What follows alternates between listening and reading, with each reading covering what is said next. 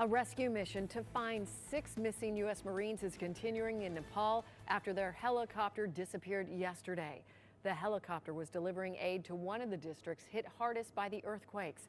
It went missing after the second quake in less than 3 weeks. Now, a local mountain climber experienced the first earthquake that rocked Nepal from 20,000 feet on Mount Everest. It took her days to come down from the mountain, and now she's finally home in Cleveland. Channel 3's Monica Robbins brings us her story and a personal connection to it. Hi, Monica. Hi, Russ and Chris. Kara Stinson is my sister-in-law. She's climbed 6 of the 7 highest summits in the world, and for the last 2 years has been trying to reach the top of Mount Everest, only to be thwarted by disaster. Last year, Kara Stinson witnessed an avalanche that killed 16 Sherpa on Mount Everest. At the time, it was the worst disaster ever on the mountain, until April 25th. And all of a sudden, our tent began to bounce. Not just shake, but literally bounce up and down. Within seconds, we could hear the roar of avalanches. Just hours before, Kara and her team climbed through the deadly Khumbu icefall to Camp 1 at 20,000 feet when the earthquake hit.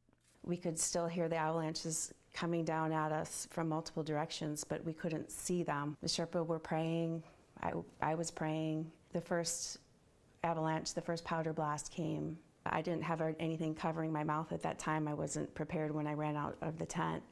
And he actually protected my airway from the blast. Word got to them that base camp had been decimated, 19 dead, more than 50 injured. At the time, they had no idea of the level of devastation in Kathmandu, 8,000 dead there. There was nothing we could do. There was nowhere to run. We just had to wait and see if we were going to get hit. The next morning, they learned the earthquake destroyed the route back to base camp. They would need to be rescued. Stranded 2 days, she waited her turn for rescue helicopters to get 140 climbers off the mountain back to base camp, 2 at a time. The act of getting a helicopter to 20,000 feet itself a dangerous mission. Not lost on Kara, who's also a pilot. Gratitude that they were willing and able to be there. Once back at base camp, it looked like a bomb had gone off.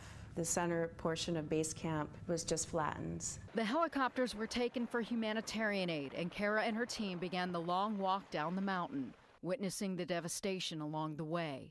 I'm incredibly grateful. Kara's team spent part of the journey fixing damaged homes on their way down. She hopes people realize how much recovery help Nepal needs and will donate to the humanitarian efforts. She hasn't decided yet if she'll try to reach the top of the world once again, Russ. That's an amazing story. I know you're very happy that she's home. Yes, very happy. All right, thank you, Monica. The end of the school year is prime time for school pranks, and we have a rather unusual one to show you. Someone